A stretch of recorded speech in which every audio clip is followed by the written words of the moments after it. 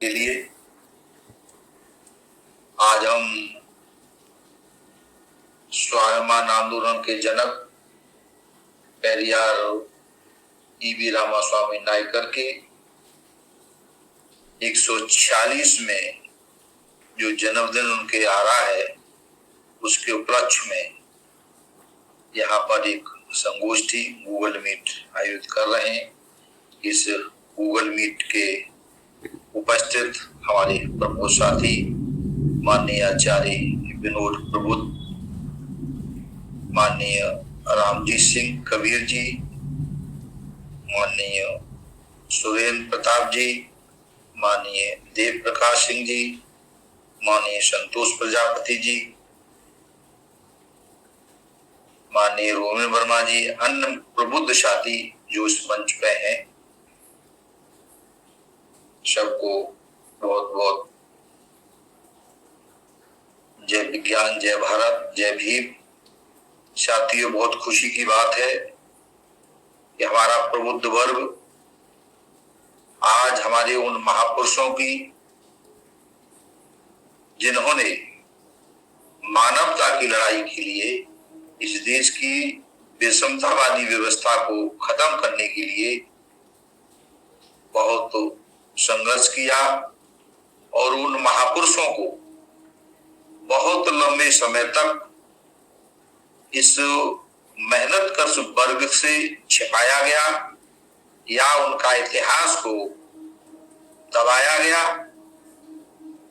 जिनको इस मनुवादी व्यवस्था ने पछाड़ा था उनके इतिहास को दबाया गया, लेकिन आज हमारे प्रबुद्ध साथी हमारे उन महायोद्धाओं के संघर्ष की कृपा से पढ़ लिख करके पढ़े तो बहुत हैं, लेकिन जो समझदार बने हैं, जिनके अंदर तार्किक सोच पैदा हुई है, वो इन तमाम महापुरुषों के जिन्होंने हमारे लिए संघर्ष किया है उनकी याद में उनकी जो संघर्ष है उनको जन जन तक पहुंचाने के लिए खुद समझकर और जनता को समझाने के लिए तैयार हो रहे हैं।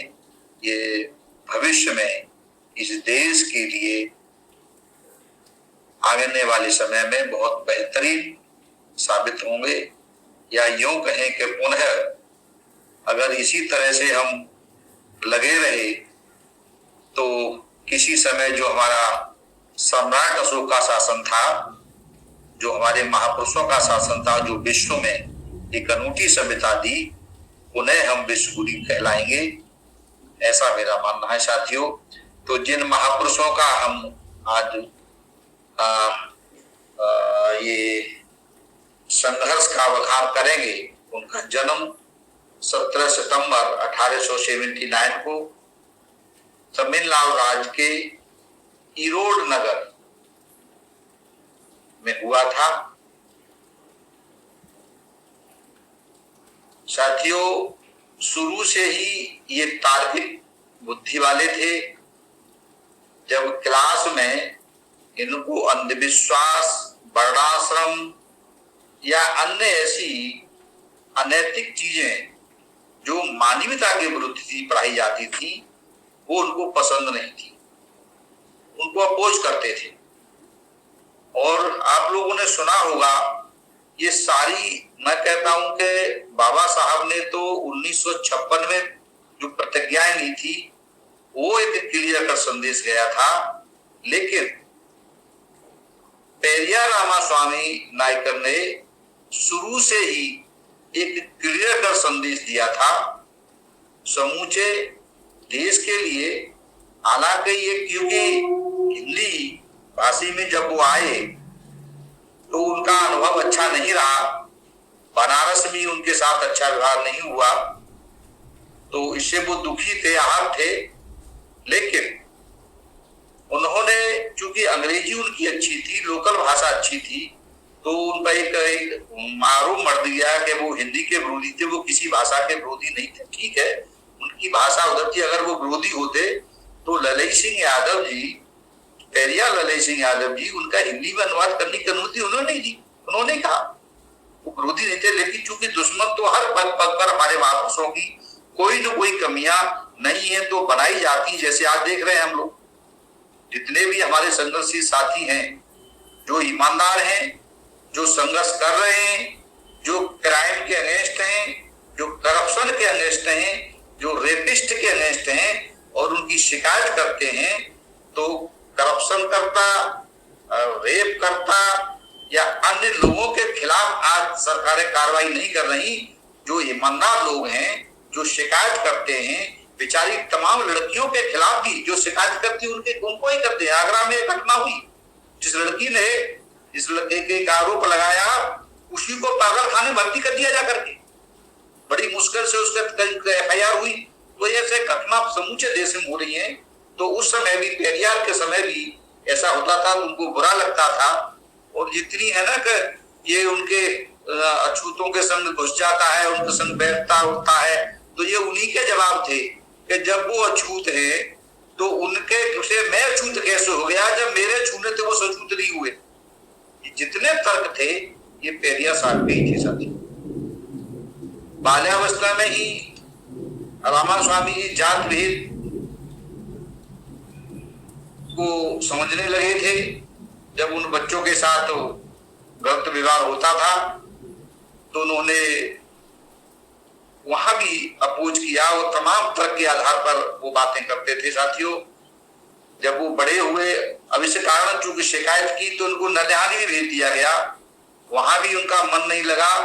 चूंकि तर्क बुद्धि थी, तेज थे, तो वहां से फिर अपने घर आए और फिर उन्होंने उस पर तमाम जनता के बीच में जाने लगे और जहां भी अन्याय होता था जनता के बीच में जाते थे। ये उनका संघर्ष को देख करके उस समय जो कांग्रेस इस देश में काम कर रही थी, तो कांग्रेस के लोगों को लगा तो ये तो एक विलक्षण प्रतिभा है जो न कभी थकते हैं और हर चीज का विरोध करते हैं जनता के। और ये लोकप्रिय होते, खास बात है कि लोकप्रिय होते जा रहे थे। जहां भी अन्याय होता था, हम पहुंच के कारण जनता इनकी लोकप्रिय होते जा रहे थे। तो इन्होंने मद्रास प्रोविंस था पहले, एक स्टेट कहना चाहिए, तो 1920 में कांग्रेस ने उस क्षेत्र का उनको अध्यक्ष बना दिया। तो इन्होंने और मांग तेज कर दी और तेज करते करते जितने अत्याचार होते थे फिर उन्होंने भागीदारी की मांग कर दी। ये साथियों हमारे महापुरुषों की भागीदारी आज की नहीं है। महात्मा ज्योतिबा फुले से लेकर के हमारे साहू जी महाराज से लेकर के तमाम महापुरुष पहले भी करते रहे और इन्होंने भी की, रिप्रेजेंटेशन की बात की इन्होंने। और हिस्सेदारी की जो ओबीसी, जो आजकल जो अब तो ओबीसी शब्द हो गया है, पहले जो शूद्र समाज था उसके ओबीसी की, उसकी हिस्सेदारी की जब बात करते थे, तो जब इनको कांग्रेस को लगा कि जिस तरह से ये करा तो हमारे तो हिंदू धर्म का तो ये निवारा निकाल देगा, क्योंकि इतने आंदोलन किए, चाहे वो केरल में रहे हों, दक्षिण भारत में तमाम जो कुरीतियां थी, जो ढोंग आडंबर थे, जो हमारे देश को खोखला कर रहे थे, उनके खिलाफ, चाहे वो यहाँ का आंदोलन रहा हो, ये जो हमारी स्तंभ रखने का वो दिमाग से निकल गया है, दिमाग से निकल गया मेरे, वहां का आंदोलन रहा हो या कहीं आंदोलन रहे हो, जब ये शिकायतें सगड़ों ने गांधी जी से करना शुरू की कि भाई ये तो हमारा इस धर्म, गांधी जी वैसे तो बहुत अच्छी बातें करते थे लेकिन वर्ण व्यवस्था में उनका पूर्ण विश्वास था। वो कोई इस हिंदू धर्म में सुधार कर नाम की वो इस व्यवस्था को खत्म नहीं करना चाहते थे। तो इनसे कहा पेरिया साहब से कि भाई आप कांग्रेस के अध्यक्ष है तो आपको इन सब चीजों को ध्यान रखना होगा और इस तरह के आंदोलन से आपको दूर रहना होगा। तो पेरिया साहब ने कहा कि अगर ऐसी बात है तो मैं कांग्रेस पद से इस्तीफा देता हूं। उन्होंने इस्तीफा दे दिया और जितने भी उस समय अनुशासन संगठन जो गए उन्होंने सबसे इस्तीफा दे दिया। उन्होंने कहा मुझे नहीं चाहिए ऐसे पद। जो मानवता के खिलाफ हो, वो काम मुझे अगर कांग्रेस या कोई भी करने से रोकेगा, जो मानवीय कार्य है वो करने से रोकेगा, तो मैं किसी भी कीमत पर उस संगठन का किसी भी पदाधिकारी बनने को तैयार नहीं। तो ने इस्तीफा दे दिया। आज हमारे लोग जब कितने स्वाभिमानी थे साथियों, तो उसके बाद उन्होंने जो संघर्ष था वो जारी रखा। जरूरत पर रेस्पेक्ट आंदोलन चलाया, अपनी बल पे जस्टिस पार्टी का भी गठन किया, फिर द्रविड़ आंदोलन के भी चलाया उन्होंने। तो बड़े पैमाने पर साथियों जो उन्होंने सुधार किए, और सन 1931 में वो सोवियत संघ, रूस, जर्मन, फ्रांस, स्पेन, इंग्लैंड विदेश यात्रा पर भी गए। 1932 में जब वापस आए तो उन्होंने पुनः जो ये सवर्ण व्यवस्था थी, जो मनुवादी व्यवस्था थी, उस पर जोड़ करना प्रारंभ कर दिया। सामंती जो व्यवस्था थी, पूंजीवादी व्यवस्था थी, इन सारों को उन्होंने, क्योंकि वहां पे उन्हें कुछ और ही लगा तो काफी उन्होंने आंदोलन किया। और ये 1932 से 1934 के बीच में उन्होंने ये आंदोलन खड़ा किया, और बड़े पैमाने पर दक्षिण भारत में कुरीतियों के खिलाफ जो समय व्याप्त थी समाज में, उनके खिलाफ भी आंदोलन छेड़ा। और आप देख रहे हैं कि उनके आंदोलन के फलस्वरूप आज भी इतना असर है दक्षिण में कि उनके ये उत्तर भारत में कितने ही ये सो कॉल्ड हिंदूवादी पार्टियां कुछ भी कहें, लेकिन दक्षिण में पहलिया साहब का विरोध करने की किसी कीमत नहीं होती, क्योंकि वहां का जो जनमानस है वो पहलिया साहब को समझ चुका है। अगर हम लोग भी अपने महापुरुषों को, पहलिया साहब और अन्य महापुरुषों को अगर समझ करके जनता के बीच में ये बता दे, तो निश्चित रूप से ये जो हमें जो आज इस देश को बेचने वाले, इस देश को बर्बाद करने वाली जो शक्तियां आगे बढ़ रही हैं, जो इस देश में उपद्रव फैलाने की शक्तियां आगे बढ़ रही हैं, वो शक्तियां रोकी ही नहीं जाएंगी, बल्कि नेस्तनाबूद हो जाएंगी।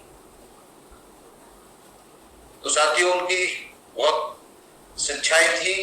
उन्होंने बड़े पैमाने पर समाज में विचारों का उल्लेख किया। वो कहते थे हिंदू धर्म एवं सवर्णों द्वारा प्रतिष्ठित जात प्रथा से पूंजीवाद को बढ़ावा मिलता है। वो ये भी कहते थे कि यदि धर्म अथवा ईश्वर मानव समाज की प्रगति में बाधक सिद्ध होता है, तो ऐसे धर्म और ईश्वरी सत्ता का त्याग कर देना चाहिए। वो ये भी कहते थे कि समस्त मानव एक समान है, इसलिए उनका शोषण करना मानवता के विरुद्ध है। अतः सभी को एक दूसरे की भलाई के लिए कार्य करने चाहिए। हमें खून खराबे की चिंता नहीं, बल्कि हमें चिंता अपनी मानवता की है। अगर मानवता बचती है, कोई भी कुर्बानी दे करके मानवता बचती है, तो हमें मानवता को बचाना चाहिए। ऐसे उनके हालत है सब। धर्म के संबंध में उनकी अलग स्पष्ट मत था। वो कहते थे जो सवर्ण लोगों द्वारा स्थापित धर्म ईश्वर में विश्वास रखते हैं, उन्हें जीवन में कभी स्वतंत्रता प्राप्त नहीं हो सकती। हिंदुओं का कोई भी ऐसा धर्म नहीं है जो ईश्वर के अस्तित्व को सिद्ध कर सके। उनके द्वारा रचित वेद स्पष्ट रूप से मानव आचार विचार को निश्चित नहीं करते, जिससे वह मनुष्य के लिए स्वीकार हो। ब्राह्मणों के षड्यंत्रों से समाज के विशिष्ट वर्ग को हमेशा के लिए शूद्र बनाया। आर्यों और प्रतिष्ठित धर्म ने हमें दास बनाया। यहाँ तक कि ब्राह्मणों ने अपनी स्थिति सुदृढ़ करने के लिए मंदिर और भगवान की स्थापना की। सवर्ण समाज को धर्म से हानि नहीं बल्कि धर्म से सर्वाधिक लाभ धनी, शिक्षित, व्यापारी, पुरोहित वर्ग को होता है। ईश्वर अथवा भगवान के संबंध में भी उनके विचार स्मरणीय हैं। वो कहते थे कि ईश्वर को कोई भी अस्तित्व, गुण, कार्य अथवा शक्ति को प्रमाण नहीं, बल्कि पंडित पुजारियों ने अपनी पेट पूजा के लिए ईश्वरी गुणों की व्यवस्था की है। आप ऐसे भगवान को मान्यता न दें जो मानव को शूद्र की उपाधि से कलंकित करता हो। ऐसे साहित्य एवं पुराणविद को भी मान्यता न दें जो भगवान की पुष्टि करता हो। विवेक द्वारा ऐसे मानस की स्तुति करे जो मानव कल्याण एवं प्रगति में सहायक सिद्ध हो। जाति व्यवस्था के बारे में ब्राह्मण चाहे कितना भी उदारशील क्यों न हो जाए, लेकिन जब तक कृष्ण गीता धर्म के आधार हैं तब तक जात प्रथा का समाप्त होना असंभव है। भगवान का कोई रूप या आकार नहीं। हमें ऐसा मानव उद्धारकों में आस्था रखनी चाहिए जो सही तरीके से अपनाए गए वैज्ञानिक परीक्षण पर सत्य और खरा उतरे। पेरियार रामास्वामी का राजनीतिक विषय निर्णय कितना अकाट्य एवं नीति परक है जो देखते ही बनता है। उन्होंने बताया कि आधुनिक युग में राष्ट्र के नागरिकों को मनुष्य को ईमानदार एवं स्वार्थ रहित बनने की योजना बनानी चाहिए, क्योंकि मानव के प्रति सभी का ईर्षा का निवारण ही समय की सर्वोत्तम मांग है। जिन लोगों को अपनी ख्याति, धन, पद प्रिय हैं, वह लोग क्षयग्रस्त रोगी की भांति हैं। रामास्वामी के दृष्टिकोण में मानवता के मध्य छुआछूत का होना भयंकर रोग से भी बढ़कर था, क्योंकि रोग का किसी सीमा तक निदान संभव है, जबकि छुआछूत को समाप्त करने की औषधि का निर्माण दुर्लभ बना हुआ है। इसका एकमात्र कारण है। तो साथियों, ऐसे महापुरुष जिन्होंने स्पष्ट तौर पर समूचे भारत में, वो ऐसा नहीं हो कहते दक्षिण में, वो तब यहां भी आए वो तो पूरे देश में उन्होंने जो संदेश दिया, लेकिन वह क्या हमारे दक्षिण के भाइयों ने उनको अपनाया। आज तब से लेकर उनके नाम से सरकारें बन रही हैं। आज तमिलनाडु में आप देखेंगे कि इन मनवादियों का बोलबाला नहीं है, और ये 100 गोल्ड जो हिंदू धर्म का जो बखान करते हैं, वहां बखान की कोई सुनने वाला नहीं है इनका। हालांकि वहां के जो सीएम है उन्होंने अलग अलग व्यवस्थाएं दी हैं, आप जानते हैं। तो साथियों, ऐसे महापुरुष के जन्मदिन के मौके पर मैं सबको बहुत बहुत बधाई मुबारकबाद देता हूं। ऐसे मसीहा जिन्होंने हमें मानवता का पाठ पढ़ाया और जितने ढोंग आडंबर है उनसे निकालने की जुगत बताई, तरीके बताए, उपाय बताए। ऐसे महापुरुष को के जन्मदिन पर सब लोगों को बहुत बहुत बधाई। मैं अपनी बात को, जो हमारे और वक्ता भी है, मैं ज्यादा उनके बारे में नहीं कहूंगा। बहुत बहुत धन्यवाद, आपने मुझे सुना। जय विज्ञान, जय भारत, जय संविधान।